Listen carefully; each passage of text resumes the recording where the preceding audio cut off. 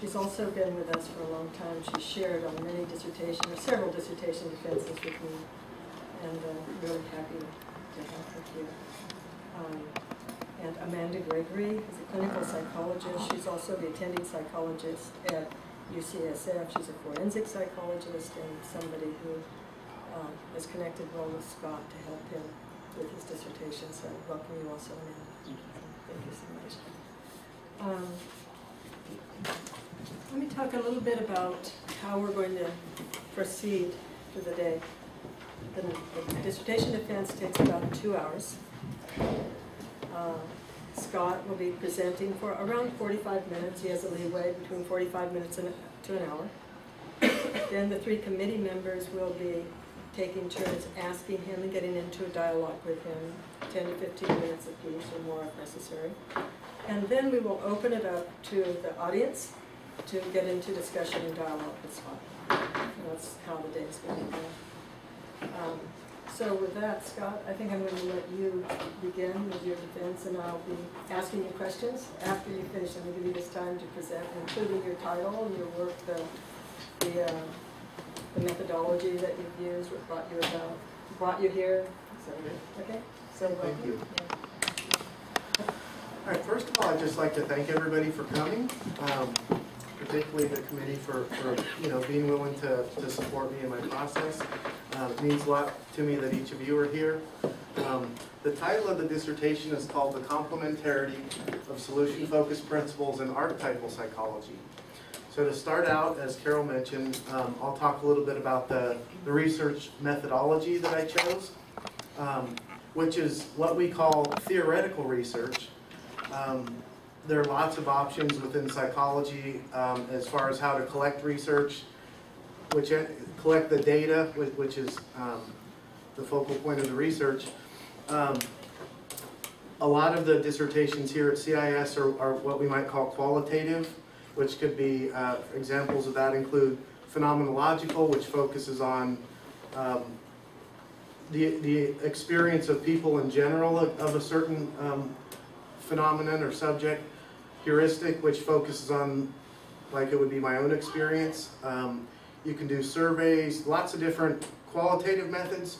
There are also quantitative, which is experiments where data is collected and then numbers are attached to it. But in terms of theoretical research, the primary focal point is the text,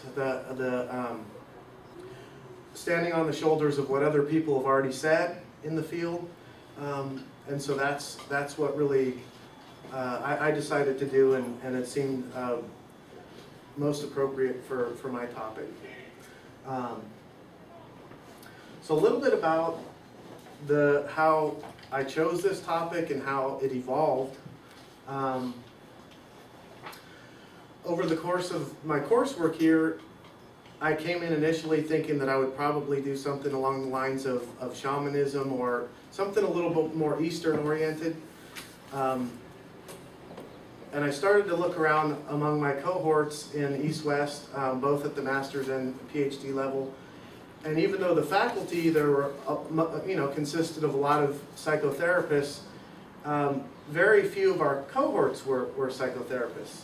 So I thought, well, maybe it would be a little bit more original if I just did a little bit more what I'm already doing, which is therapy professionally, and somehow integrate the professional work that I'd already been doing with the academic part. So that's a little bit about how that evolved. So what we had to do is do 2 advanced seminars where we present, actually in pretty similar format to this defense, where each student is required to basically have a class where they're in charge of, which, each class is 3 hours. So over the course of the advanced seminars, the topic evolved. Initially, I hadn't integrated the archetypal side so much. I was still more focused on the solution-focused piece, which comes out of the family therapy movement, and with a lot of systems perspective involved. So what I did was I I extrapolated what I considered to be the strengths of solution-focused therapy, and that's where there's basically these 5 principles, which we'll get into shortly, is how it began to evolve. And I decided that rather than focus on technique, just kind of more my style of engaging therapy and in the writing process, that principles could be equally or more useful in terms of allowing for more spontaneity in the therapy room, and also just in the writing process of not just trying to reach academics, but also lay people, or eventually having the writing be accessible to as many people as possible. So that's how the emphasis on principles as compared to techniques. So as I started to continue to develop these ideas for the principles, and then got exposed to certain Jungian psychology, which is essentially very closely related to archetypal, which again we'll get into shortly. Certain aspects of the Jungian perspective really started to stand out and speak to me, and actually spark my curiosity, particularly about archetypes. And I started to wonder, well, what is this? What are these archetype things? And I kind of get a basic idea. But the part that really stood out to me the most was the idea that archetypes have an autonomy of their own, which means, basically, in my understanding, they can affect people emotionally and behaviorally in certain ways, independent of any attempts for the individual to do something about it. So there's what we might call, an academic term, there's a deterministic element. They can determine in some ways what we feel and sometimes how we behave. So I became really curious about that. I didn't know if I really believed it, but I trusted that somehow there must be some truth to it. So that's the archetypal piece. Really relates to the unconscious, and this is as we start to tease out some of the differences between solution-focused therapy and archetypal psychology.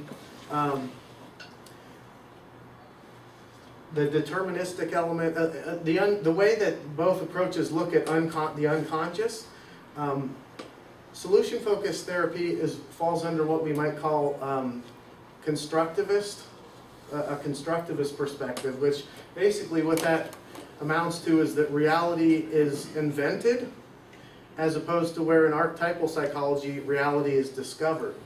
So that's an interesting piece that will also evolve over the talk. So basically, I came in the master's program that qualified me to work as a therapist at San Jose State, which had at the time in the mid-90s, a very systems-based, a very strong emphasis on family systems, which the family therapy movement began to evolve in the 1950s. Just during World War II and then after, and a lot of the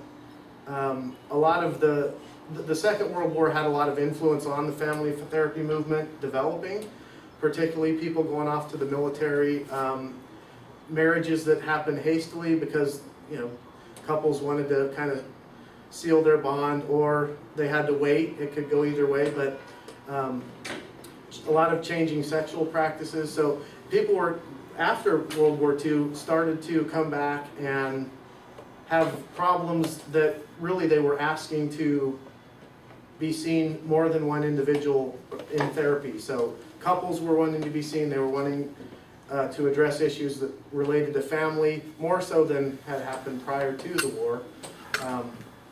So anyway, the San Jose State program had a strong systems background, and of those approaches, I'll just touch on a few of them. I'm not going to try to exhaustively cover all the different family therapy approaches, but just I picked out a few of them to give an idea in relation to solution-focused, why I've been so resonant and why I've always really liked that approach.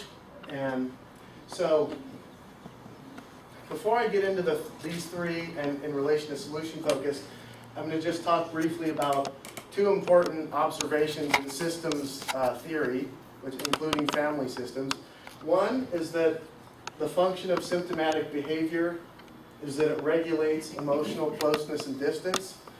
Salvador Minuchin, who's one of the developers of structural family therapy, made this observation. So again, the function of symptomatic behavior is that it regulates emotional closeness and distance. So sometimes if people, if regardless of whether it's an individual in his or her own life, or whether it's in the context of a couple's relationship, or in a larger family context, it could be anything: depression, anxiety, defiant behavior,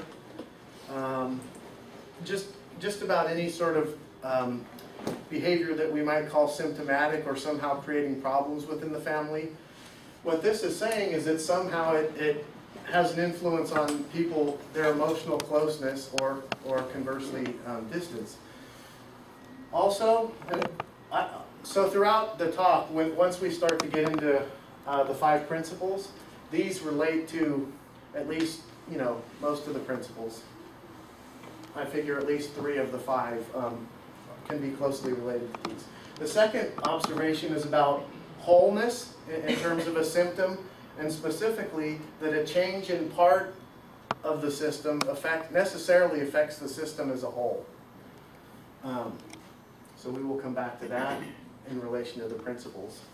All right, so why I was so resonant and drawn to solution-focused therapy, many reasons, but one of them is that I think that it's one of the least assuming. It assumes the least, and therefore leaves the possibilities for what avenues can be taken for constructive change. It leaves it open, in my estimation, more than some of these other family systems approaches. For example, one of the earlier approaches was what we might call Bowenian therapy, or Murray Bowen was one of the early pioneers in the family therapy movement.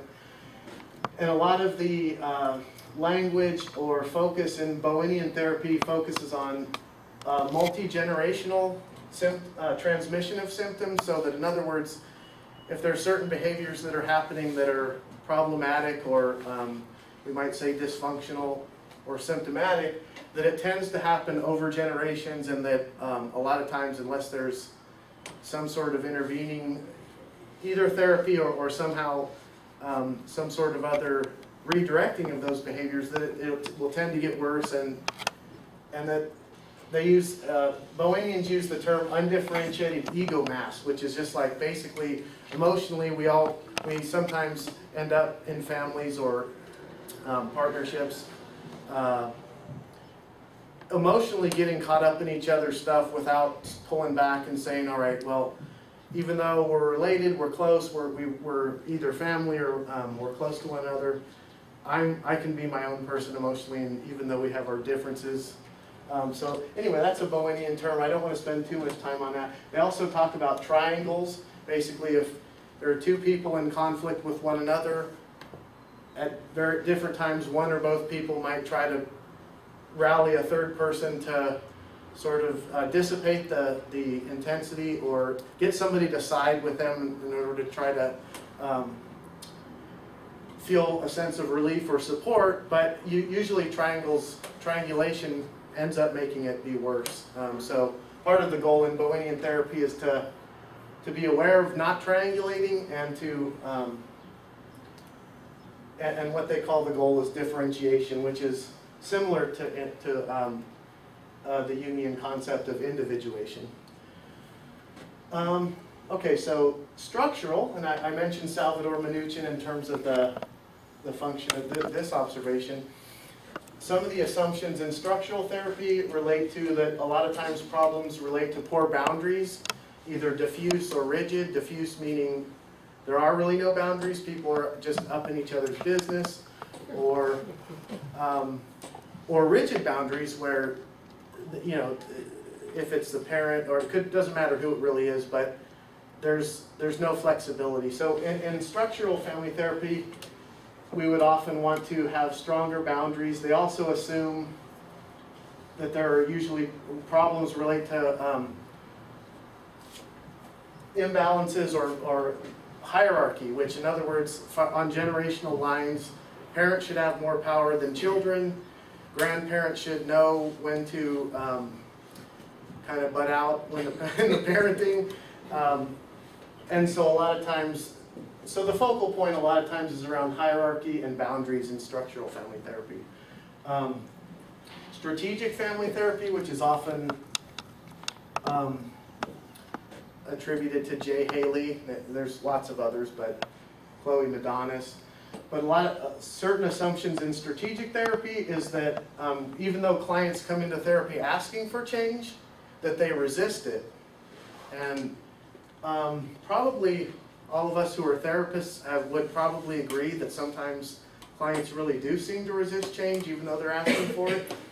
A lot of times then what strategic family therapists will do is what we call symptom. They'll prescribe the symptom, which is actually telling the client to do what he or she said they came in saying they don't want to do.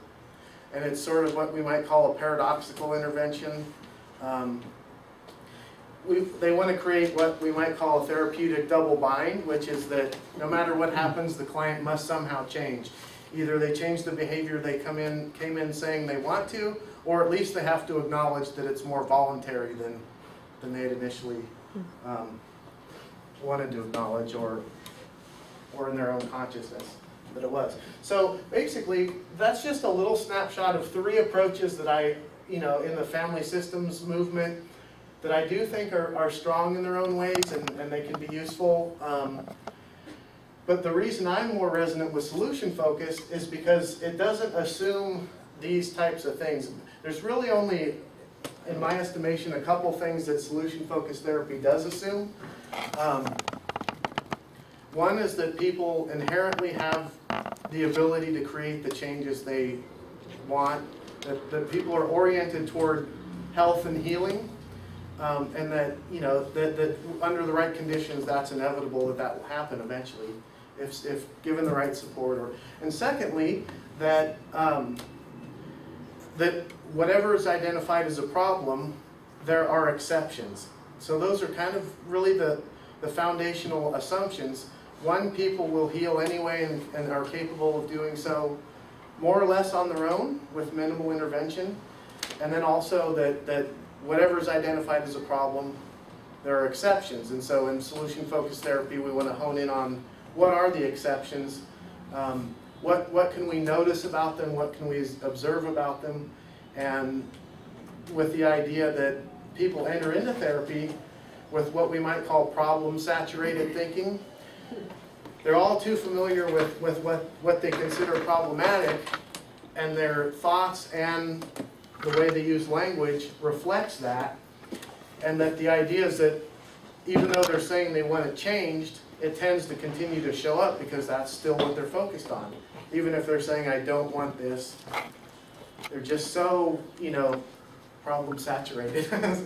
So, that unassuming and the minimal assumptions in solution-focused therapy are really what drew me to it, and also that it seems very well equipped, as a lot of the systems approaches are, to work with more than one individual. A lot of the archetypal or Jungian or depth psychology more traditionally tends to work more with a single individual, and very effectively, I think, in a lot of cases. But the systems work is good, for couples and families, so that's one strength there. Okay, so to segue over, we can just sort of come into noticing some of the different language in the different approaches.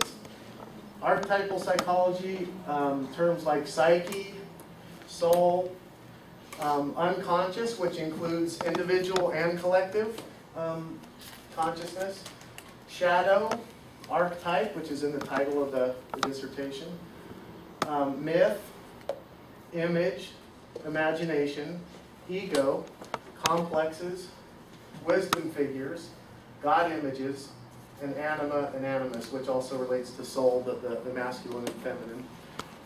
Solution-focused brief therapy, the vernacular or the language they use tends to be more around family system, exceptions, also imagination. I put the little arrow because they have these in common. Miracles, affirmation, noticing and observing, uniqueness, spontaneity, collaboration, competence, present moment, and therapeutic conversation. Both approaches really emphasize imagination, but they do it in very different ways. And both would also really emphasize uniqueness as well. I think I said earlier about another one of the differences. In archetypal psychology, reality is discovered. There can always be more layers in the psyche, and the psyche is considered like a repository, like a universe in and of itself that could almost be explored infinitely. Very expansive. In solution-focused, reality is invented, which basically takes the position that circumstances in a lot of ways are what we make them, and we've got a lot of power to change them just in terms of the choices we make and the perspective we have about the situation. Okay. Solution-focused assumes that people are, in general, not always, but for the most part, come to therapy seeking practical solutions to an identifiable problem or problems. In depth or archetypal psychology, there's more emphasis on insight, and that people aren't as necessarily invested in practical solution to an identifiable problem, but might just want to explore more like growth and healing in different ways that aren't necessarily so tied to one identifiable problem or more than one identifiable problem. I had somebody inquire earlier about the word brief in solution-focused brief therapy.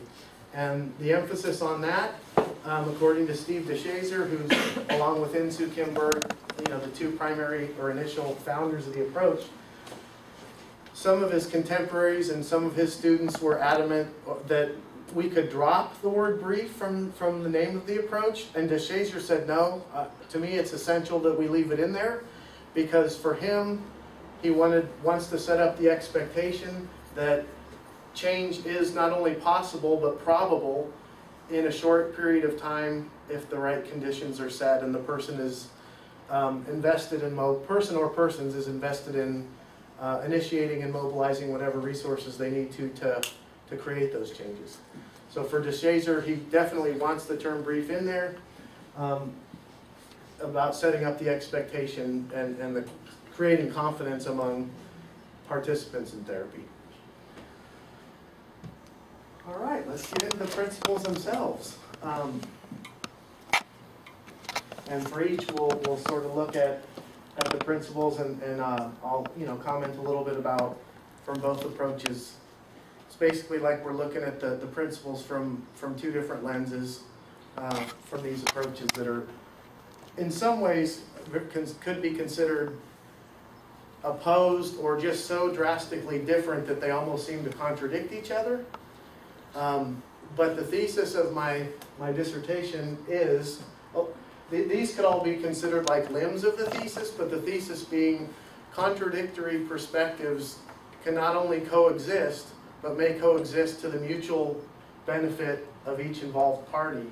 And so we can get into that as we go through. The first principle says, in relationships and within oneself, there are multiple valid perceptions of reality. So if you and I have a disagreement, or multiple parties have a disagreement, a lot of times people have a tendency to attempt to make one another wrong. I'm right, you're wrong, kind of thing. This is saying that relative to any given set of circumstances, we can both be right. No one really has to be wrong. And this applies both within a given individual, and later we'll get into the piece about parts work, which is the language of internal family systems, which I had no idea existed until Judith, one of our courses.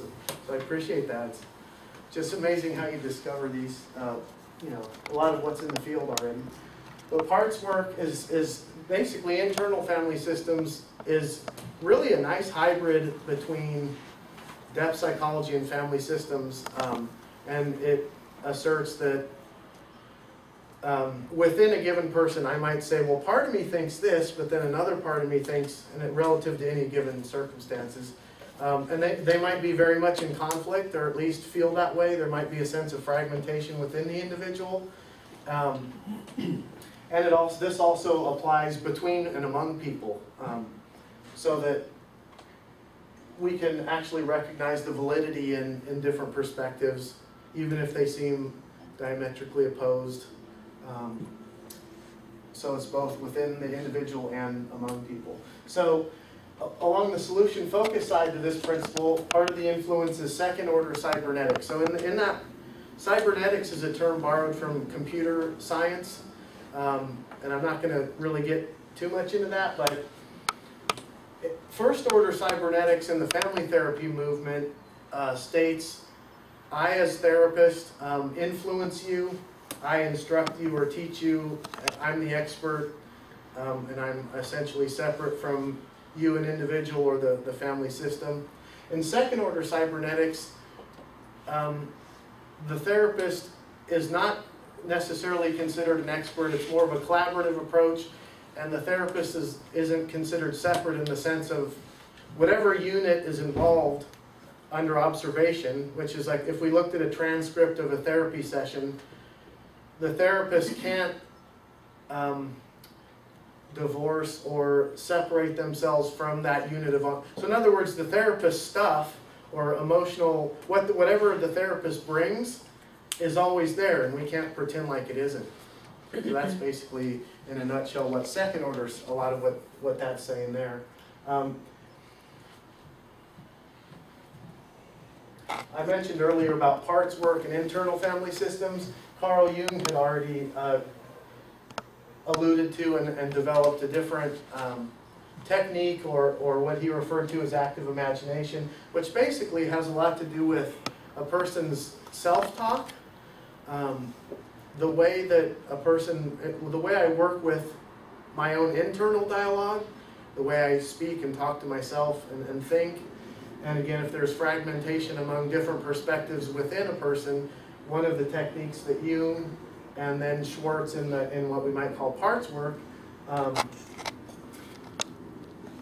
encourage us to pay attention to the quality of our self-talk. How do I treat the fragmentation within myself, or how can I work at healing it through dialogue within myself? So that's part of that piece. I'm going to just come back to these two systemic observations, because I'm basically making a connection between these two observations and the first three principles. So in terms of the function of a symptom regulating emotional closeness and distance, in terms of the first principle, if two people are locked into I'm right and you're wrong, chances are that they're going to be emotionally distant. So we could say that just either rigid thinking or the insistence upon being right and you know, asserting that someone else is wrong, that could be considered symptomatic in and of itself. And so in that sense, that will tend to create distance among and between people. So if we embrace the first principle that in relationships and within oneself there are multiple valid perceptions of reality, it's more conducive to people being able to be emotionally close and have their relationships be more, I guess, of a higher quality, or at least emotionally closer, and have a different quality of connection. In terms of the second observation about wholeness, same thing really, that if we considered rigid thinking and the sort of I'm right, you're wrong mentality relative to part of a change in one part of the system affecting the system as a whole, it's got a ripple effect in either direction, whether it's constructively or destructively, that if I stay in that rigid stance, yeah, I'm right, you're wrong, that can really ripple out and be very destructive. If the principle is embraced and it's more flexible and one or more persons are willing to acknowledge, yeah, well, you know, I really see it my way more, but you know, you got a good point there. I can see the validity of what you're saying. I don't necessarily agree with it, but I see there are certain aspects that are valid to what you're saying. So that in and of itself, you know, it goes a long way in terms of conflict resolution and problem solving in terms of relationships. Okay. The second principle, use of language that reflects absolutist thinking, such as always and never, functions to represent reality inaccurately, and it creates emotional distance among and between people. This is pretty much, I think, a no-brainer. I mean, you can probably easily identify with when either you've done it yourself or had someone say, you always do this or you never do that. You're always leaving your clothes around. You never clean up after yourself. Could be anything. We could identify any particular accusation of an always or never. So this is based on in the solution-focused side, that any identifiable problem that you know, we don't want this to be an absolute also, but you'll be able to find exceptions. I mean, real life, human relating, there are exceptions. Times when, you know, the person that you're interacting with or relating with behaved in such a way that wasn't whatever you're identifying as the problem. So again, it's related to exceptions in solution-focused therapy. So it's a two-part on this principle. The inaccuracy of making accusations like always, never. And those are just a couple of, there's lots of ways that people think in absolutist terms. The always and the never are just the easiest to kind of latch onto and identify. But there could be variations on it, you know, almost infinitely. It's more the quality of the thinking that's, if it's just overly rigid and what I'm calling absolutist. And then the second part is, again, about directly related to that first systemic observation. And again, a lot of what I'm positing is that rigid thinking and absolutist thinking is in and of itself symptomatic and destructive to relationships, and that to loosen that up and sort of embrace, you know, these two principles can be related. If you acknowledge multiple valid perceptions in relational circumstances, you're also probably not going to be thinking in absolutist terms. You're going to recognize, okay, there are exceptions, and you're going to be more likely to take stock in those, and the quality of whoever's relating with one another will be constructively influenced. All right, so yeah, I'll come back to that. I'm not going to. So the third principle states, when attempting to create constructive change or to elicit cooperation from others, it is important to think and speak using affirmative language as well as negating language. Basically, a simple version of this principle is think and speak in terms of what you want instead of what you don't want. Along the solution-focused, through that perspective, again, it comes back to that idea of problem-saturated thinking, and the idea that if I come into therapy and saying, I don't want my partner to, I wish I had, you know, quicker with the examples, but it could be anything, but I don't want this or I don't want that, or even if it's about oneself, I don't want to do this anymore myself. The idea, this is based on what in solution focus they might call the miracle question, and I'll get into that in a second. Well, might as well just do it now. So in a lot of ways, the this principle is inspired by the miracle question in solution-focused therapy, which goes something like this. This is how I say it. My version's a little bit longer-winded than the Shazer's. Over the years of using this approach, I've evolved it to sort of explain a little bit more to the client. But this is basically the third question I ask clients in any first session, which is, imagine that you go to sleep tonight and the problems that brought you here are solved, or at least resolved to your satisfaction. But since you're asleep, you don't know that this has taken place. So as you wake up the next day and as you go throughout your day and during the days to follow, what will you notice that will tell you things are different? And as you answer this, I invite you to be as specific as possible, reflecting on what you'll notice about yourself, your thoughts, your feelings, your mood, your behavior, your body. What will your partner notice about you? What will you notice about your partner? Anybody else that's significant in your life. And again, I just invite you to be as specific as possible in reflecting on what you'll notice about the problem. How will you know that it's solved, or what will indicate to you that things are better? So a lot of times people will start to say, well, I wouldn't be doing this, or I wouldn't be doing, and then the therapist can reflect back, well, what would be happening instead of that? What will be going on instead of whatever it is? And so that's just an indication of how people will tend to come in really focused on, we're really clear about what we don't want a lot of the times. But so that a lot of times people think solution-focused therapy is based on positive thinking, which that's in there. But I think it goes much way beyond that, in the sense that there are certain mechanics to positive thinking that if you're going to create lasting constructive change, positive thinking alone isn't enough.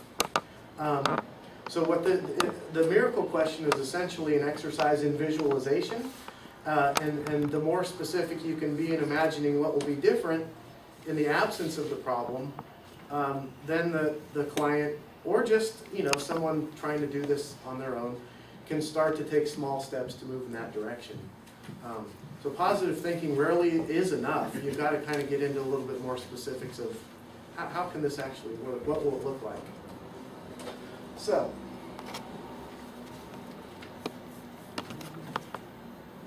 in terms of the archetypal side, this is interesting, because this is probably the later part of the dissertation writing, which took me altogether between the proposal to be in here today, 3 years, which, gosh, seems like a really long time.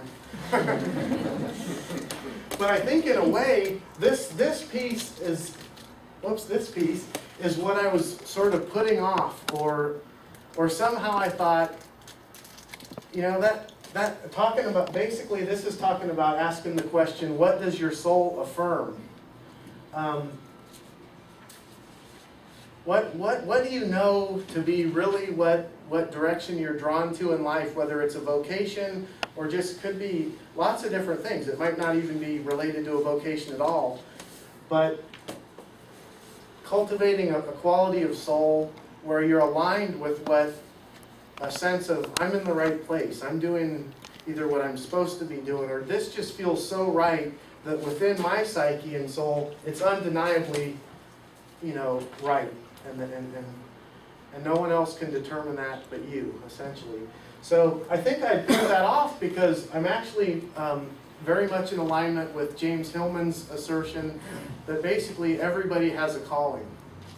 And that the calling doesn't have to be just a single calling, it can evolve, and again, it doesn't have to be related to a vocation. Could even be someone with special needs who is called to have those special needs in order to influence others in a certain way. So, and the idea that Hillman and a lot of the, well, in Greek mythology as well as the Neoplatonists talk about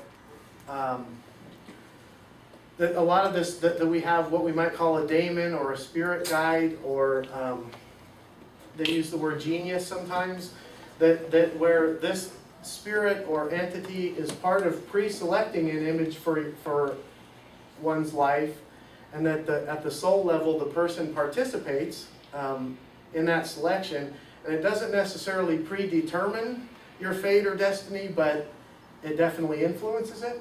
And so I think I'd put that part off because it's a little bit, it seemed to me like kind of a bold assertion. It makes sense, I resonate with it, but yet, do I really want to stick my neck out there? But then I discovered that I couldn't avoid, I feel called to do this work.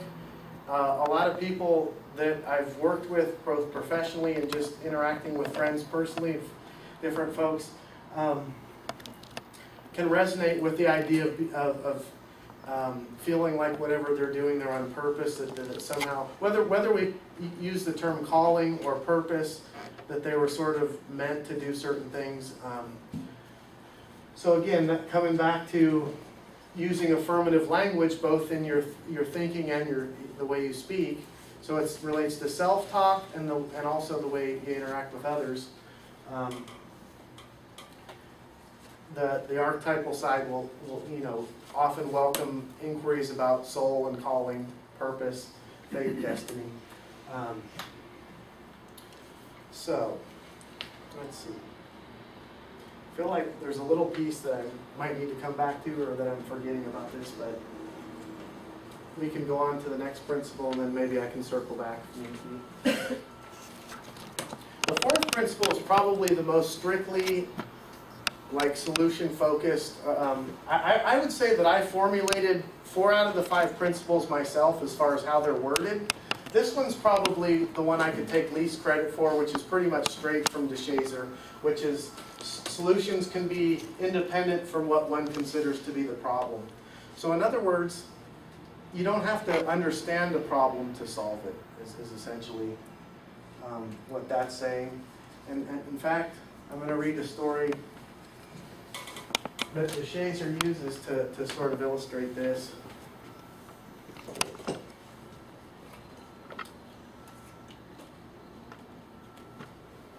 A Japanese coastal village was once threatened by a tidal wave. But the wave was sighted in advance, far out on the horizon, by a lone farmer in the rice fields on the hillside above the village. At once he set fire to the fields, and the villagers who came swarming up to save their crops were saved from the flood. So this farmer didn't have a cell phone, he didn't have a vehicle that he could quickly go warn the people of this tidal wave that was on the horizon. So he had to think very quickly and created a new problem, essentially, for the villagers who had no idea of the flood that was coming. New problem which actually posed the solution, which from his perspective then ended up saving many of their lives, or I don't know how many, but so that's a good example of sometimes solutions only being indirectly related to the original problem. And this is in this instance with the archetypal side.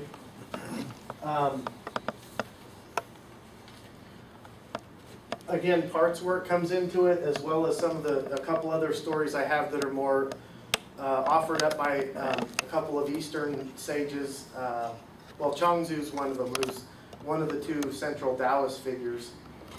But the common theme between these, both the parts work, as we referred to earlier with Carl Jung, active imagination, and with the spiritual stories that I'll read momentarily, it relates to more perspective, that sometimes the solution has to do more with just a change in perspective, that the external circumstances may not necessarily always change, but a lot of times what's called for is a change in perspective or a change within ourselves. I'll go ahead and just read these other stories.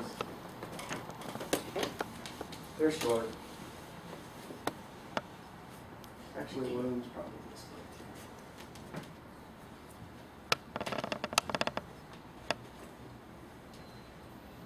I think we're doing okay in time. All right. I'll probably read this one twice. Once with the Chinese words, and then once without it. The emperor of the South Sea was called Shu, brief. The emperor of the North Sea was called Hu, sudden. And the emperor of the Central region was called Tune, chaos. Shu and Hu from time to time came together for a meeting in the territory of Tune, and Tune treated them very generously. Shu and Hu discussed how they could repay his kindness.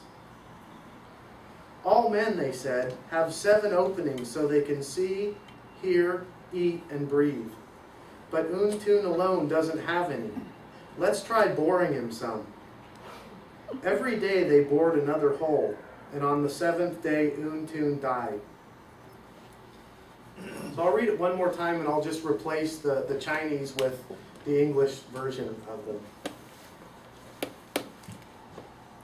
The emperor of the South Sea was called Brief, the emperor of the North Sea was called Sudden, and the emperor of the Central region was called Chaos. Brief and Sudden came together from time to time for a meeting in the territory of Chaos, and Chaos treated them very generously. Brief and Sudden discussed how they could repay his kindness. All men, they said, have 7 openings so they can see, hear, eat, and breathe. But Chaos doesn't have any. Let's try boring him some. Every day they bored another hole, and on the 7th day, Chaos died. So basically, in my estimation, this story points us back to the basics. Eating, breathing, taking care of our basic human functioning with a meditative consciousness which is willing to let go. So that's an abbreviated, I can appreciate reading that story over and over and, just get a little warm and fuzzy. This is also, so that's Chongzu, and this next one is also Chongzu. If a man is crossing a river and an empty boat collides with his own boat, even though he be a bad-tempered man, he will not be very angry. But if he sees a man in the boat, he will shout at him to stay clear. If the shout is not heard, he will shout again, and yet again, and begin cursing. And all because there was somebody in the boat. Yet if the boat were empty, he would not be shouting and not be angry. If you can empty your own boat crossing the river of the world, no one will oppose you. No one will seek to harm you. So these stories reflect a little bit more of the spiritual possibility in terms of creating solutions and having a solution be independent from a problem, in the sense that the solution is a matter of perspective and the way that we engage the world, essentially.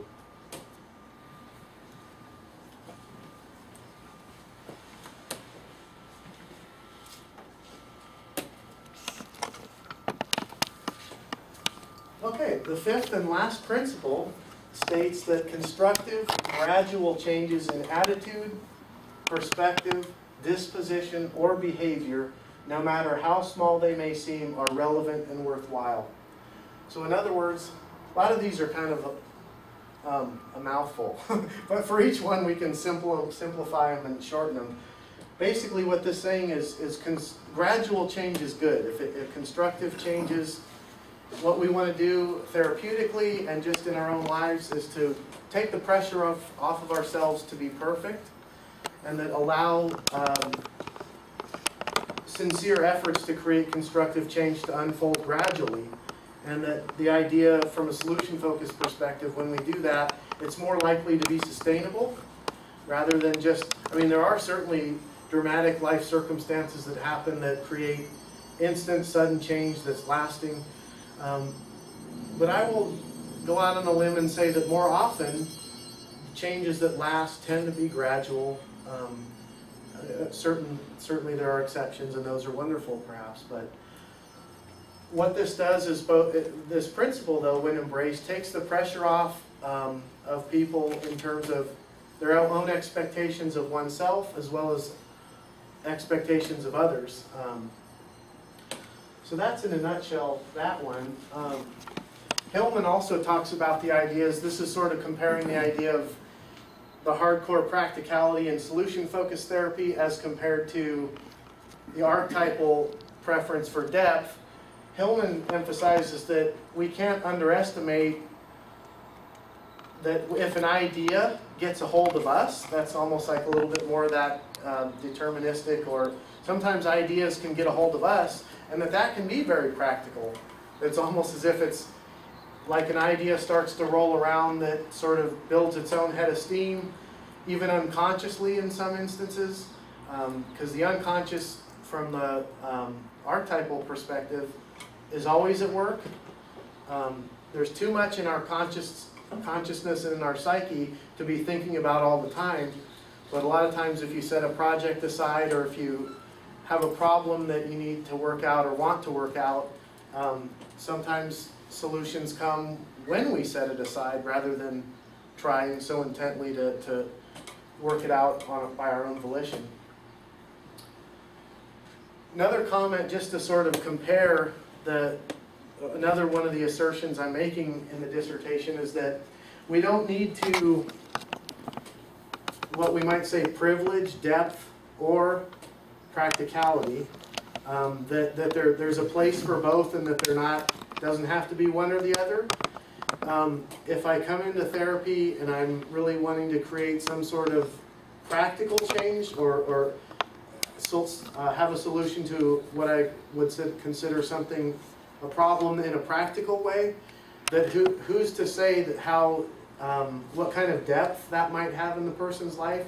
Again, that second systemic observation, kind of like the ripple effect, that a change in part of a system affects the system as a whole.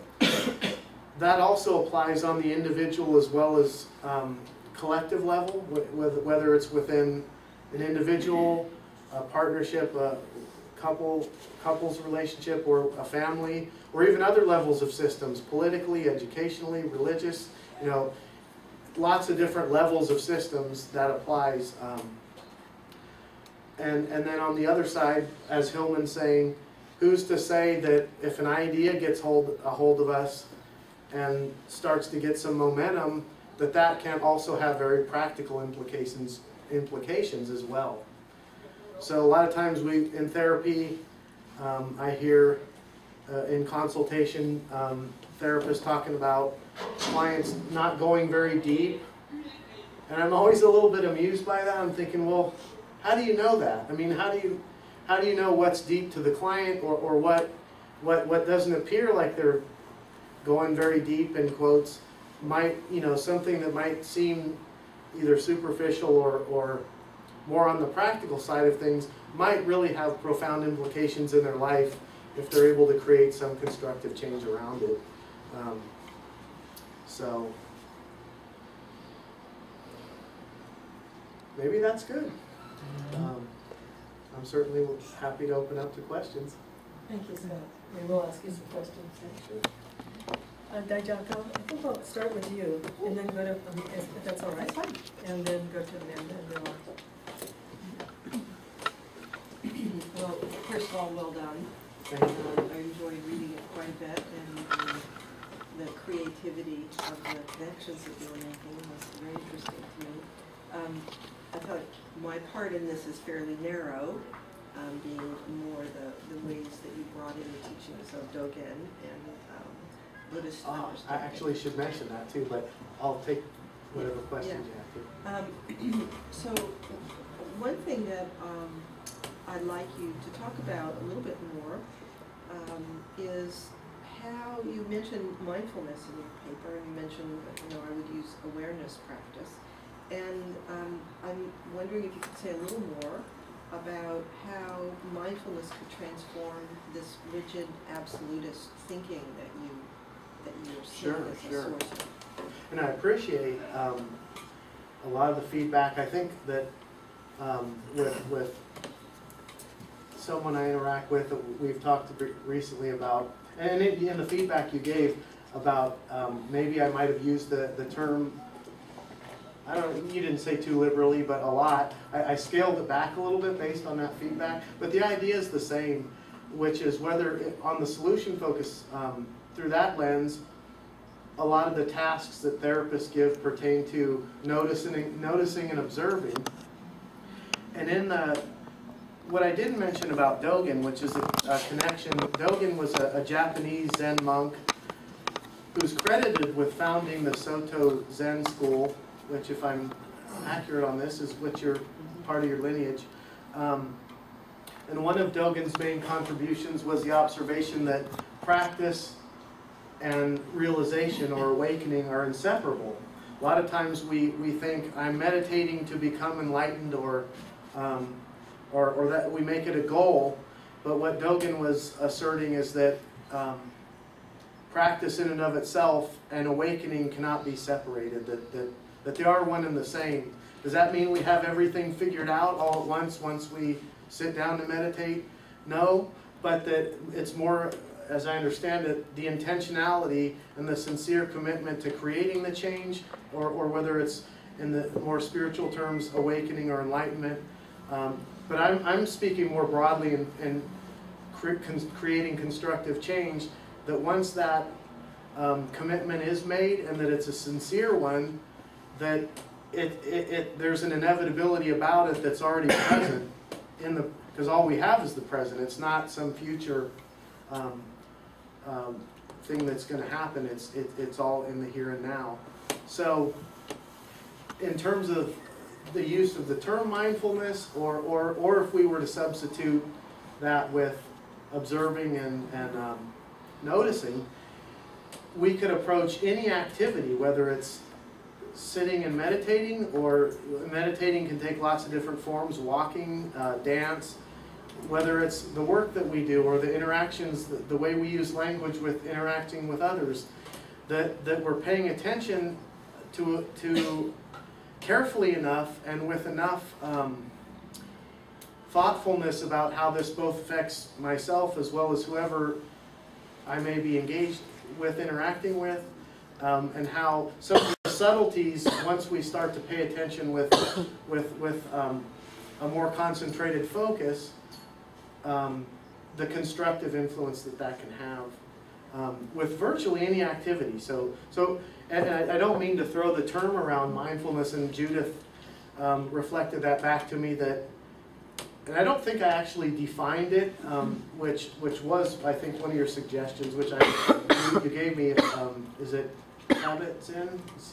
John Kabat-Zinn. Yes, maybe a good source for that, which I certainly still can research, so to sort of define. So if I understand you, what you're saying is just bringing that intention or that mindfulness, that awareness to the interactions creates a shift in perspective that reduces absolutist thinking? In fact, if because of the way the principles are formulated, the absolutist piece is a two-part. One is that it's inaccurate. I mean, in a spiritual sense, whether we're thinking about God or Buddha nature, we might often think in terms of there are, at that level, there can be an absolute entity or power. But in relational terms, there's a lot more relativity, and things don't tend to be so absolute. So yes, if the person who's utilizing the principles takes into account that thinking and speaking that way is probably, first of all, probably inaccurate, and secondly, that it's going to have an alienating effect, then if that begins to be noticed more consciously and mindfully, that it's an intentionality that will lead to catching it more. Oh, that was absolutist. Let me take a step back and maybe put it in another perspective where it's either more inclusive or exceptions can be identified, so that the affect is softened, the intensity maybe is of a different quality, that can be bridges rather than chasms. Thank you. Another piece that I was curious about is the whole teaching of Shuso Ito, which is this practice realization that I think you did a very good job of describing, is based on an understanding of the self as fluid and constantly changing and not fixed ever. Yes. Okay? And I was wondering if you could talk about how that fits or doesn't fit. It may be one of those complementarity Okay, sure. positions that you're talking about. With Hillman's idea that there is this pre-birth kind of Sure, yes. In fact, job, that there's a soul, that there's something. How do those two fit together or not? yeah, in fact, I anticipated that question from you. I I hope I can answer it adequately, but I thought it might be coming. And my part of what I appreciate about Hillman is that a lot of, I mean, I think he actually is positing that there are these entities and that they're real, but he's also sort of, not sort of, I don't want to be tentative, he qualifies it that it's real but not literal, and that also even, I don't think that, and aside from Hillman, my own take on it is that even at the soul level, whether it's an individual soul or whether it's the daemon, spirit, guide, angel, genius, any of that, that even those entities don't have to be considered permanent. Even though they may have a place that they come into our contact at the soul level, even that can be impermanent. And it may be that there's a connection that exists prior to this incarnation and lasts throughout the lifetime and maybe beyond. But there's nothing in my understanding that says that that has to be permanent either, or that those are concrete elements, or that there's not a transitory aspect there as well. You got out of that one really well. Did I? Yeah. Because I welcome if there are, I mean, and maybe this could either now or another time. I think at the level of language, it's very contradictory, but if you phrase it in that way, there's a way in which they can be very mutually informative. Sure, Okay. sure. One more question. Yeah. One of the things that's interesting is that you say that this idea that the solution can be independent from the problem, Yes. and that it's a matter of shifting perspective, right? Sure. So if we think about a shift in perspective, that is in a way a sudden shift, right? You have one perspective, and then especially if you understand, practice realization, there's a sudden shift. Okay. Yes. Right? So you see things one way, and then like that foreground, background thing. There's a Yes. sudden. So how would you describe the relationship between that kind of sudden shift and the gradual changes that you're advocating and saying Sure. are really the kind of meat and potatoes of the work? Sure, sure. Yeah, I mean, in terms of sudden change, a couple pieces come to mind is if somebody goes through an extreme trauma, either a near-death experience or a severe trauma that can be instantly life-changing. Along the lines of gradual, the shift in perspective, it might actually sometimes relate to, as you said, suddenly, almost like acquiescing to spirit in the way that externally things just, an acceptance that things aren't going to change, externally and circumstantially. Then if my disposition and the way I'm engaging whatever the circumstances or people are, other beings, I think the gradual piece can come in where qualitatively I've got a different energy in the way I'm engaging. And then again, connecting it to the systemic piece of the ripple effect or a change in part. If I'm part of a system that's changed somehow, regardless of, even if it's about perspective, then other people may soften in relation to what in parts work with Schwartz's work or in Jung's active imagination. The intensity may soften, and then gradually the circumstances may, so whoever might have otherwise been opposing me, like the story of the boat, if I'm cursing the other person, chances are he or she may also become angry with me. Look, this isn't my fault. This is, or it could, again, I'm not bringing in the anecdotes. I would have probably been well served to have more actual circumstances that bring it to life. But where the softening occurs gradually based on, suddenly or gradually based on, I'm acquiescing, things aren't necessarily going to change, then I engage differently, and paradoxically, they may change, or they may not, but I'm more at peace with whatever difficulties I'm relating to. Thank you. Sure. And I welcome, you know, if there are aspects of it that deserve to be challenged, I welcome. Oh, you can trust me on that.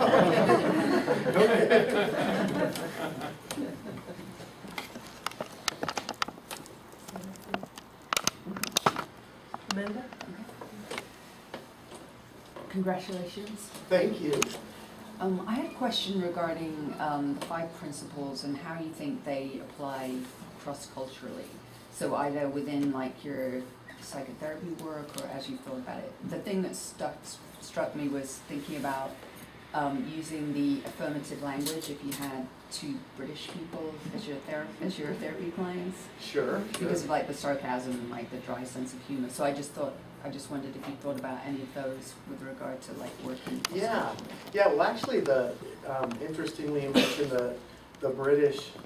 There were 3 therapists who, when I mentioned earlier about DeShazer insisting on leaving the word brief in the approach, and Will Gosh, Marsh, and there's 3 of them who worked. They worked, I think, in Milwaukee with DeShazer and Berg, who, in their book, they dropped the word brief from the name of the approach.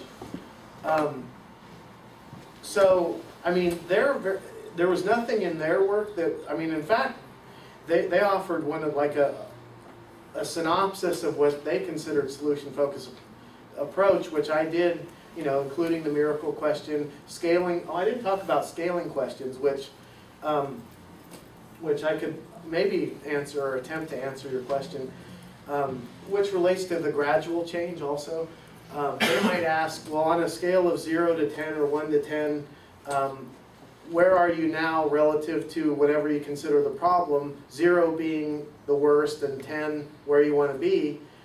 If the client or patient says, I'm at a 2, the therapist might ask, well, what would it take for you to get to a 3 or 4? So it's really oriented toward the gradual aspect of small steps. And I mean, they're British, so, and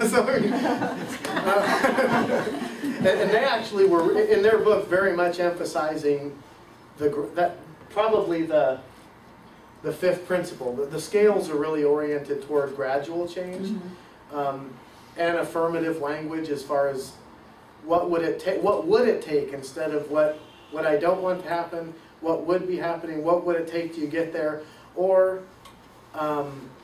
they might say, well, how did you get to, let's say they're at a 6 or a 7, he or she or they. How did you get that? What did it take? How did you get to 7, whereas 2 sessions ago you were at a 5? So there's that orientation toward the gradual change and affirmative language of either what did you do, which is affirmative, or what would it take, which is also affirmative. So I don't, at least with those 2 principles, the gradual change in affirmative thought and speech, I don't know about the British sense of humor as much, but I know those 3 therapists at least were from the UK and from England, and were very much advocates of the approach. So I'm not sure if I'm not answering, you know, comprehensively. Yeah, no, I mean, to. I think the gradual approach would probably be a good one cross-culturally. Say, British person might rate the same mood level as 4 versus like a 7 in a different culture, but the gradual approach seems universal. I think so, and I'm realizing as the more I work in therapy, that certainly blind spots come up. I think especially cross-culturally, even with areas of issues of diversity, whether it's gender, age, sexual orientation, ethnicity, culture, where I think that the solution-focused approach is very respectful, sort of almost, not necessarily neutral, but I've gotten some feedback recently from interns and some licensed folks that it's still probably good to ask people about what's it like to sit in the room with, you know, with some of the folks, someone that's of a different ethnicity, age, gender. But at least in terms of the principles, I think they're pretty respectful of different categories of diversity, at least as the way I try to engage it myself. And the way this is written up, I hope that it does that. But. Oh yeah, no, I wasn't saying at all that it didn't, just if you'd had any experiences like in your work where you've noticed the cultural differences. I haven't, but you know, unless the client is just not saying it, which could be very possible, where somehow my orientation is not being spoken. I hope there's not an elephant in the room sometimes. I'm trying to engage the work in a way that's not happening, but it's something that I could look at in terms of making sure that sense of inclusiveness is, you know, brought right into the room.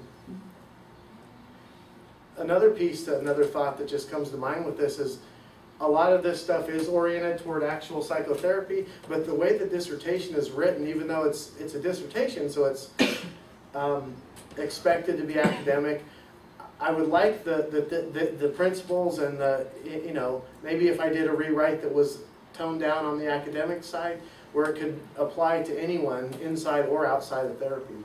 So that's the intention.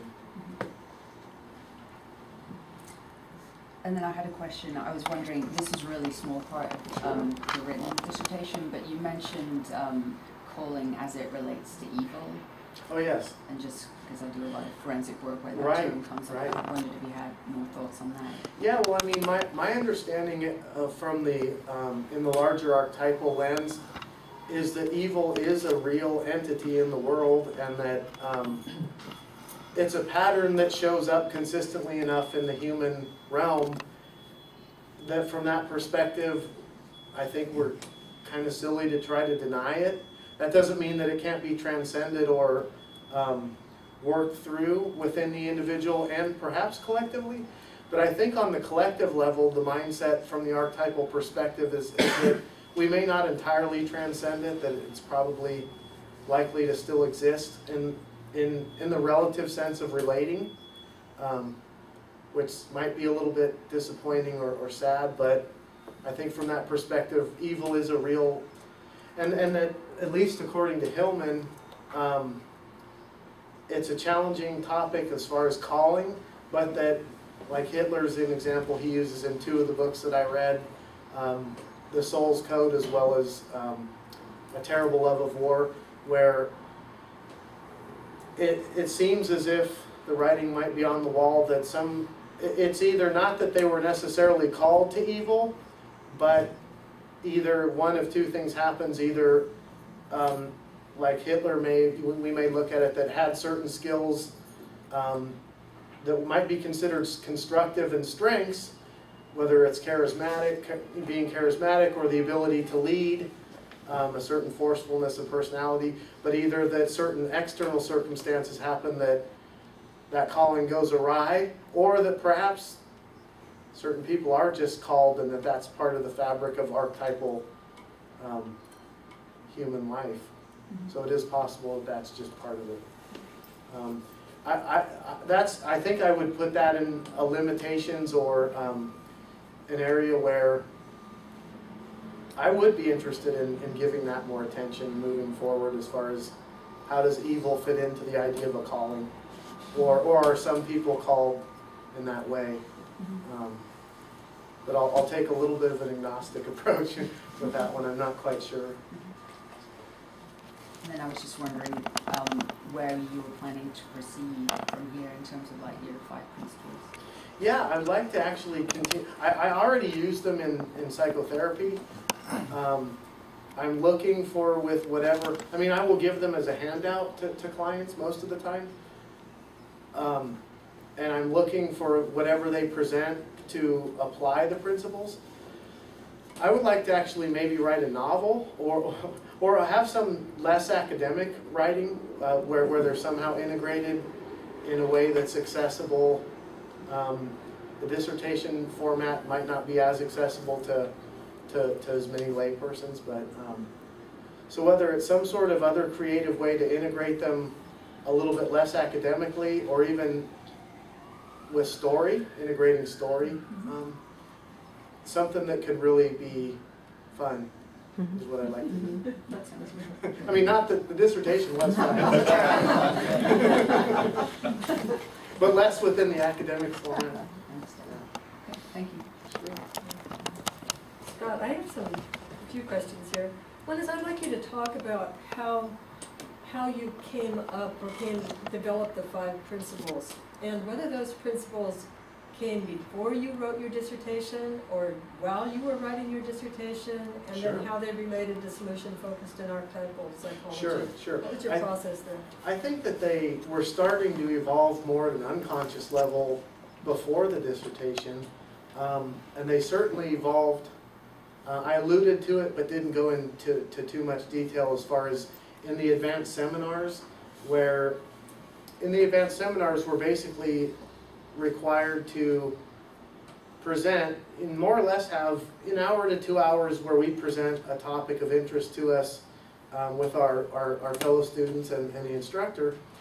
But it really gives us an opportunity to develop our topic if we choose to. And I certainly did that, where I think I had the first advanced seminar with Danielle, one of the other, well, he was core faculty in East-West Psychology.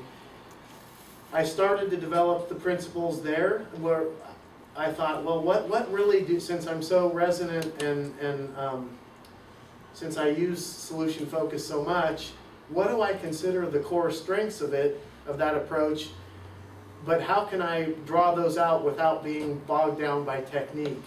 A lot like the scaling, I don't usually tend to ask my clients too much on the scale of 1 to 10. I might work it in here and there, but to me that kind of becomes a little bit mechanical. But the principles, I think, are still allow for more spontaneity and openness rather than me being pinned. Or I might just not even bring them in at all, so that there's that more spontaneity. So, and then I had the second advanced seminar with you, somewhere under the larger umbrella of spiritual counseling. And I started to bring in the archetypal side, but it was still probably more solution focused still, without as much of the development on the Hillman or the archetypal. But I think gradually I started to just ask, what do I consider the strengths of the approach? And so again, with the first one, with the second order cybernetics, which is you could have either one person or more than one client in therapy.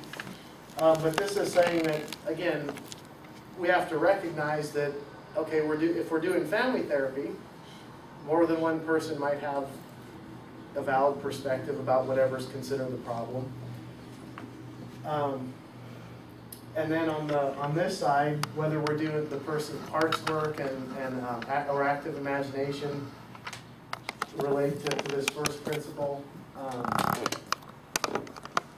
So I guess I want to be as succinct as possible in answering your question. I think it evolved gradually and then kind of got ahead of steam toward the end. But it was happening before even the advanced seminars of asking myself, what do I consider the strengths of solution focus? And then integrating the archetypal side, which is more relates to the unconscious, which does bring up another difference between solution focused and depth or archetypal.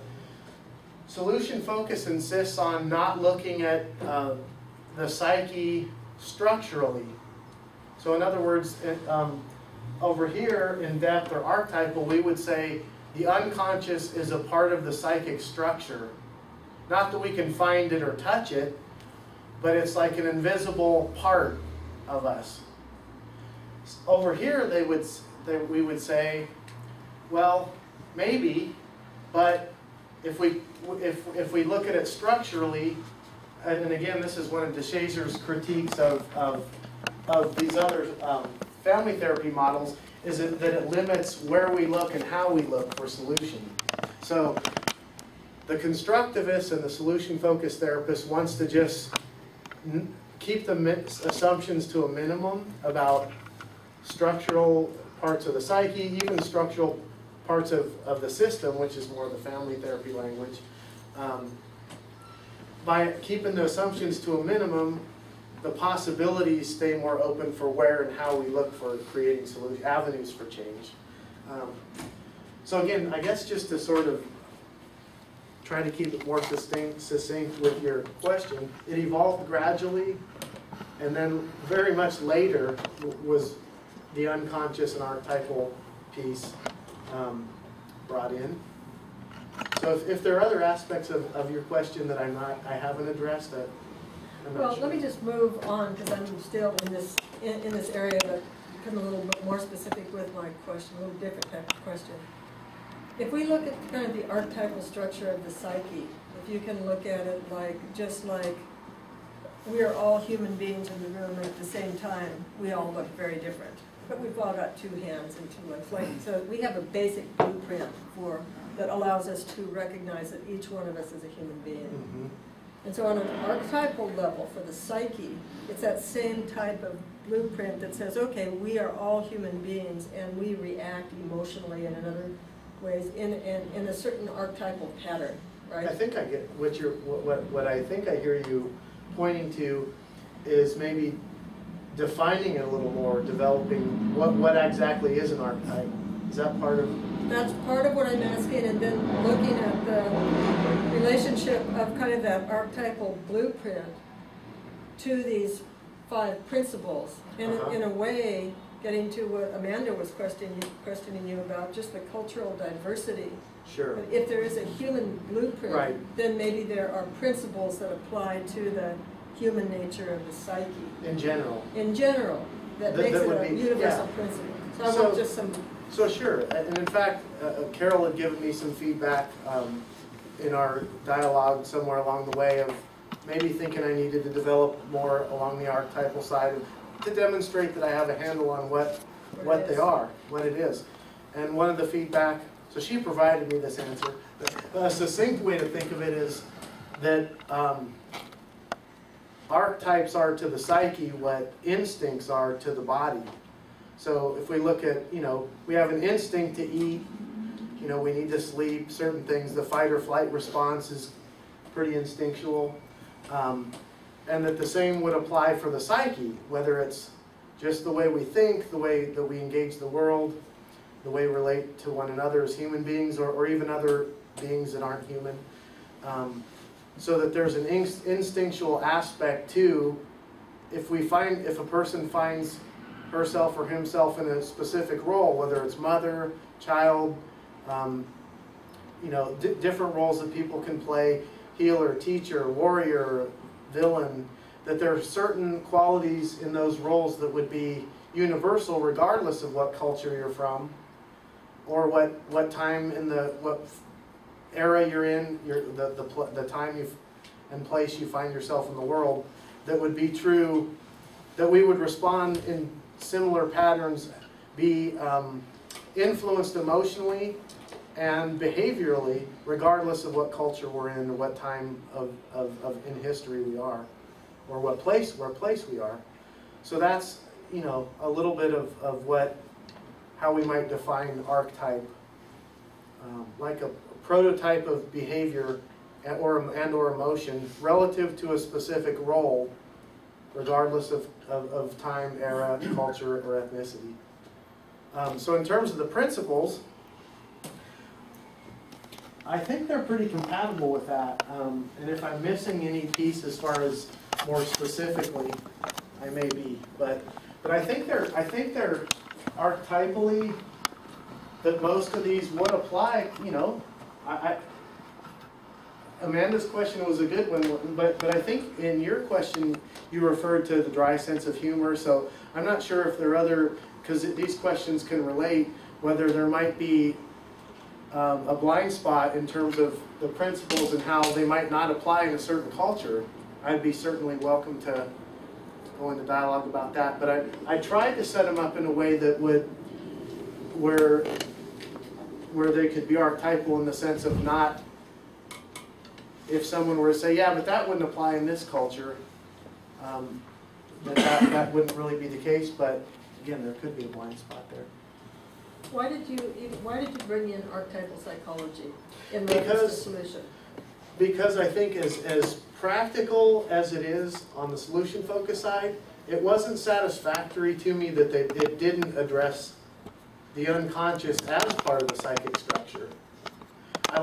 The idea of leaving it out wasn't satisfactory. Even though I'm very resonant with it on the practical level, not every client who comes into therapy is resonant with it themselves. So it's a lot, feedback from clients, sometimes they'll either say it or you can just pick it up that they're not resonating with a certain approach. And it might have to do with certain aspects that not only behavior, but at a deeper level of their psyche or consciousness, where the idea of like archetypes and depth work seems more appropriate, whether it's trauma or just a deeper exploration of what's really going on. Practicality is not going to cut it in every case. They want or need more depth, I guess, or to have the idea of not only unconscious just be on the behavioral level, but more on the psychic level or spiritual or soul, or those qualities. If we look at it just from the practical level, sometimes it isn't enough.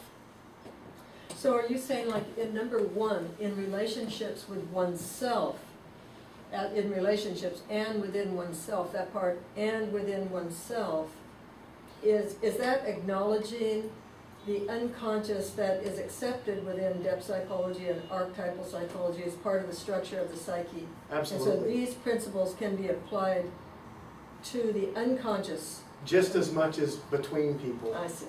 Yeah. Yeah, and that's absolutely. So I think in the dissertation I allude to with the within oneself in the first principle, that's the intra-psychic, which is within yourself, and then the interpersonal is between or among people. Very interesting. Thank you, Scott. Sure. Jaku or Amanda, do you have any follow-up questions? We'd like to open this up to all of you to come into a dialogue with any questions you might have for Scott. And the three of us will listen for some time, and then we will step out to discuss among ourselves Scott's work. Okay. Thank you, Scott. You did an excellent job today. I'm real interested about the miracle question. Could you spend a little bit more time talking about that? I'm really interested in that. Yeah, so I think Steve DeShazer is one of the, him and Insoo Kim Berg, they were actually, DeShazer was a social worker and therapist. I believe so was Berg. They were actually married at one point, I believe, but they developed in Milwaukee this larger approach called Solution-Focused Brief Therapy. And that's basically kind of a staple to the approach, is including that question. And as I said earlier, a lot of people, I think, sort of pin on or have an initial perspective of solution focus, that it's like, it's all about positive thinking. And almost sometimes I think it gets a rap for, you're just looking at things with rosy colored glasses and like well-wishing.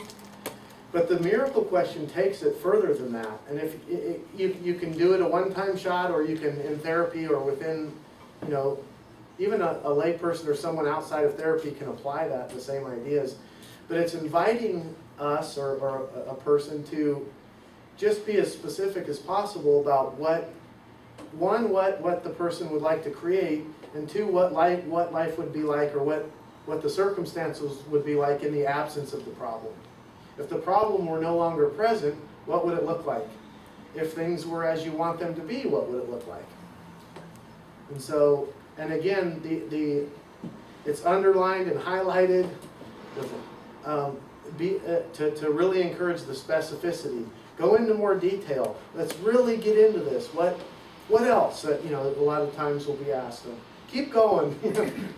and so it's really encouraged that the specificity and detail is actually an exercise in visualization and imagining on the thought level, the feelings, emotions, somatic, which is your body, conversations, dialogue with others, whoever's relating in some sort of problematic fashion, if things were different, what would indicate to you? How would you know? So it's a really can be a powerful exercise in visualization that way. So whenever people seem to be kind of having that mindset that it's just about positive thinking, the miracle question really takes it further than that, in my estimation. Thank you. Sure. Yes. Hi, Matt. Nice job. Thanks for coming. Yeah. Opposite the miracle question is, what does your soul affirm? And I really like Carol's remark, because she's saying, you know, how did the archetypal fit in with solution-focused therapy? Solution-focused group therapy. Okay. I'll answer to either. Well, it's interesting because it creates a sort of foundation, right? Sort of a structure, an internal structure for what you're doing. And solution-focused grief therapy is more about just becoming happy, whereas this other one creates a sort of really deep running archetypal piece of the human experience. What does your soul affirm? That was an interesting point as you presented it. You got to that question, and you kind of stopped and had to sort of readjust, it felt like. Yeah, you know, I took a course with Brendan Collins. Did you have Brendan at all? No. Well, one of the descriptors he used in terms of Jungian or depth psychology, and then I'm really resonant with, I'm really kind of honing in on the archetypal part, but Brendan said, you know, this stuff really gets under your skin, and a lot of the archetypal, through that lens, it can be very either disorienting or kind of like unsettling, because the suggestion is that there's a deterministic element which suggests that a lot of this stuff isn't necessarily, like it's calling into question human free will. That a lot of things may be going on, whether in the unconscious realm, that since we're not aware of it, but it's there and real and activating, it's part of our psyche, that we're not aware of it. And therefore, but so in terms of the question, what does your soul affirm? It's sort of there's a recalibration of, again, consistent with the affirmative thought and language, where do I feel resonant, uplifted, called, joyful, passion, all those types of descriptors, where the pause was kind of like, all of this has gotten under my skin. Yeah, yeah. And where it really, I think it's just reflective of the depth approach itself, where it couldn't just be academic. It has to be lived to a certain extent. It has to be, you have to, or I had to, and I would, you know, encourage others to maybe consider letting it get under your skin, so that you can be either aligned with more of a purposeful way of living.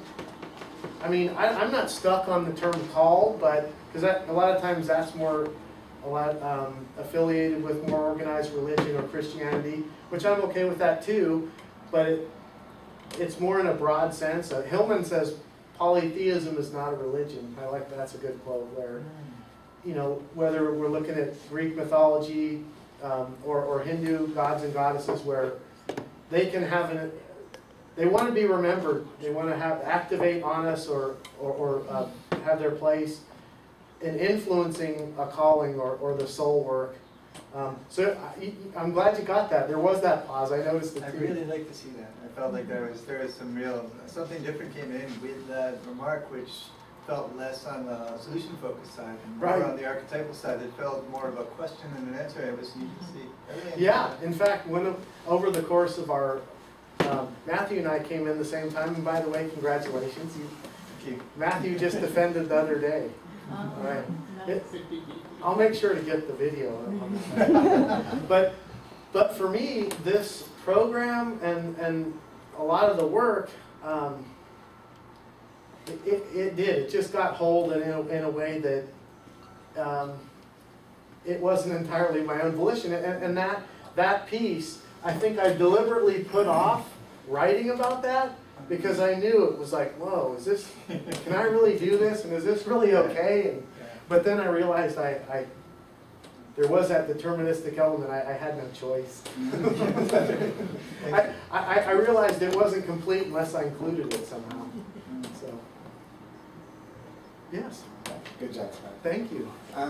My question is along the same line, and it's actually not totally formed, but so you have, I'm curious, it's about the bringing the two together, these two, depth and solution focused. And so you have this soul that's trying to affirm towards something that's being moved by these archetypal or demon, whatever, energies. And then you have a human who comes in and then is terribly traumatized, or these things that you may call evil come into their world, and maybe the soul affirmation, the direction is totally lost to them. Sure. And then, so then the question actually comes into working in the room of therapy, this question of the client doesn't seem to be going deep, maybe to the trauma, or to the wound, the soul wounds, but using solution focus, are they communicating with each other? Is it all being, that's a is good it all question. connected in between? And I think I'll attempt to answer that from what I think you're asking, and if it's a little bit of a different direction, let me know. But for me, it's less a matter of a synthesis and more of a matter of shifting lenses. So, but in the therapy room we can do that, or even on our own. So in other words, it's not so much, although if you're really able to hold them simultaneously, great. I mean, that's part of the idea. But it's not so much blending them as, well, if we look at it this way at this moment, certain things are discovered or revealed, or from the constructivist side, we can invent it or create it. But since they're so different, I think for me it's more useful to just shift rather than doing this. It's more like this. If that makes sense. But in psychotherapy, there's room to do both without it having to be simultaneously. It can be, let's just look at it this way, or look at it like from different angles, but that they're not necessarily synthesized or blended, although they could be. But I think it's easier to just sort of shift the lens and look at it from a different perspective. So helping like them come up with some solutions to some problems in their life that are causing them pain today will help this soul heal. Well, or even in the same session, we could just look at different nuances of doing it either way or both ways. I mean, if they can be blended like in the same language, I haven't quite done it that way as much as just, well, from this perspective, or using this language, certain things come up, and using this language or looking at it this way, maybe other things come up. More along the lines of, again, the question versus practicality versus depth. And, you know, like Hillman's saying, when an idea gets a hold of us, or some of the soul stuff, who's to say that can't be practical?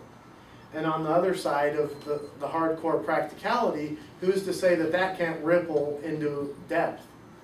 But so I'm not, I hope, if there's another piece. I think it's a large question. Yeah, it can be, and you know, in terms of on the archetypal side, Hillman says, like along the lines of soul, guide, daemon, or all that, any of that, there's an image for our fate, destiny, or life that's imagined all at once as a whole, but it takes a lifetime to unpack it or understand it.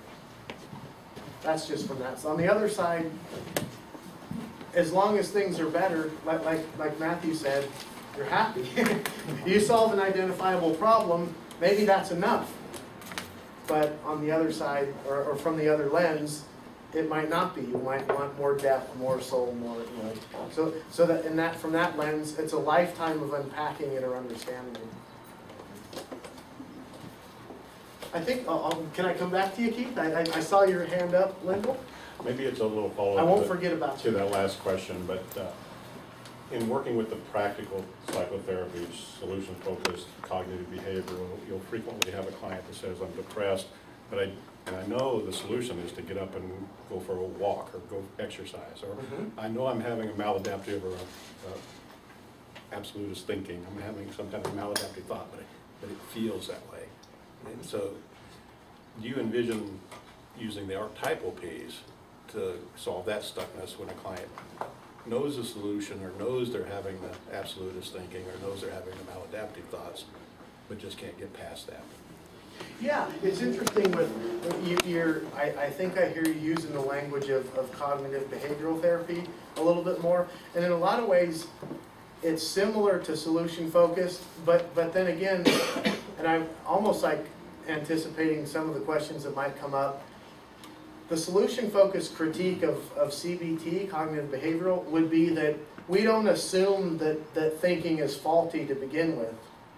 It's more like, let's not assume that, because we want to, as much as possible, keep the collaborative relationship rather than the one-up, therapist as expert. So in keeping it, or intentionally trying to foster the collaboration versus the one-up, we sort of purge the thinking of faulty thinking. And I'm not sure if that answers your question entirely, but it's at least addressing part of it.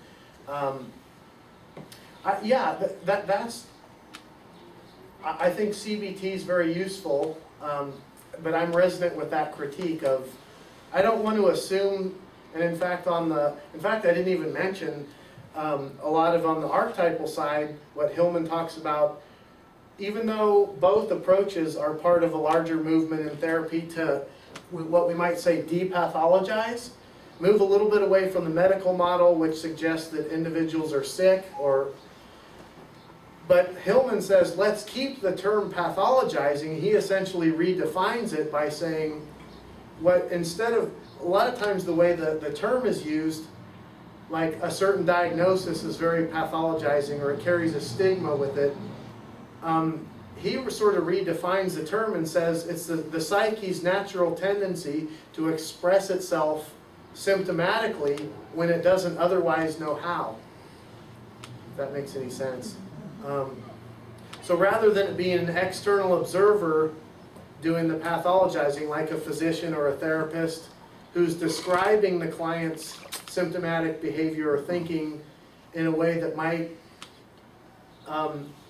exacerbate stigmas or the perception of sickness, Hillman uses it and it just is describing the natural tendency of the psyche to express itself, even in distorted fashion, when the person doesn't know how to otherwise do it or isn't conscious of what's happening. So I'm not sure if I answered your question exactly, but I gave it my best shot.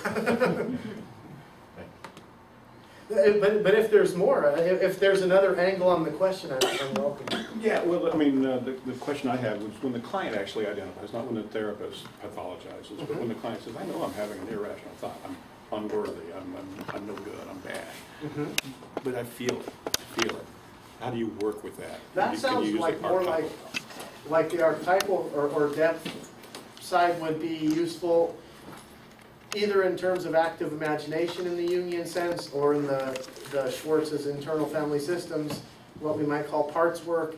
A lot of that relates to the self-talk. How do I talk to myself? Acknowledging that thoughts that we have, the critical voice, or if it's anything critical, I might ask, well, how can you, whoever is speaking critically, even if it's within myself, deliver your message in a way that might be constructive or useful? If you're just putting me down or criticizing me, even though you might have a helpful intention, it's not helping. So how can that self-talk be shifted so that it is somehow constructive? And that even if what could be transformed from the critical voice into constructive criticism versus destructive criticism. So I think the archetypal side, I think, is really, through that lens, is whether it's trauma or lots of different critical voice, but it's the quality of the self-talk that's emphasized with the intention of transforming it somehow. Keith? Yeah, do you practice these principles in your private life? And if I so- try. And if so, how? I'm working on it. If so, how? And if not, why not? Yeah, thank you. Leave it to Keith for a good challenge. Well, thanks. Yeah, I mean, that's something where, just like a minute ago, I was talking about Hillman talking about the image that might be pre-selected with the soul guide or whatever. There's an image that's perceived in its totality and the whole, but takes a lifetime to unpack it and understand it. I think the same thing applies with a person, including myself, applying these in my own personal life, that they inform the way I communicate. I look to catch myself if I'm thinking or speaking in absolutist terms, or to catch myself if I'm saying I'm right, you're wrong, that there could be multiple valid perceptions, both within myself and if we have a difference of opinion. Even if I prefer mine, you can still be right too, or there can be at least be validity to what you're saying, even if I don't entirely agree. So at least those two, that's the first and second principles. Those are like catching yourself. Then the third principle, the affirmations, both in thought and speech, is essentially kind of like in Buddhist practice, right speech, or becoming more aware of how the use of language impacts both myself and the relationships with which I'm involved. The same thing could be said of the fifth principle about gradual change and the value in it being appreciated. A lot of times I may have the tendency to be hard on myself or have a certain perfectionistic streak where I need to remember or remind myself, okay, yeah, I'm working on this. This is something that's going to take time. It's not going to be perfect. I can actually expect setbacks, screw-ups, regressions, whatever. And the expectation of setbacks isn't letting myself off the hook. It's more like, oh yeah, this is just part of a trajectory, a longer-term intentionality that's going to unfold. So it's a process. And were there aspects that you wanted to touch on that maybe I missed? Or? No, I just want to know if you incorporated them and how. Yeah, no, at least 4 out of the 5. Then the number 4 is basically cultivating the ability to. It's a little bit of a cliche, but you got to be British for that one. I'm not worried about it.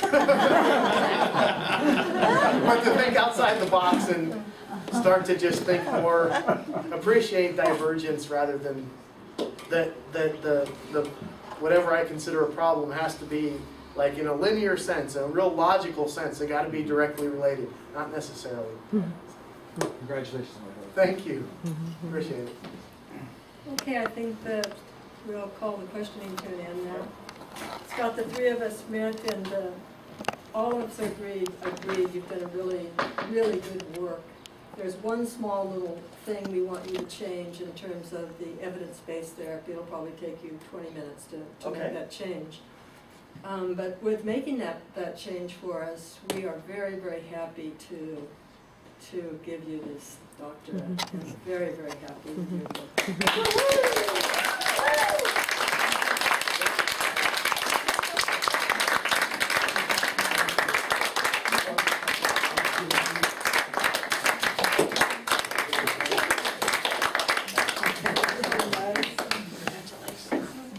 I see there's some little hors d'oeuvres for us. Thank you so much. Great job. Thank you. I appreciate it. Thank all of you for coming. Each and every one of you have a place in my life. And what's your name? I don't know if that makes you. Thank you for coming. I appreciate it. So I'm very grateful. The 3 of you, your support from day one has been just well, I can't put a price on it. Thanks. Dr. Yettman.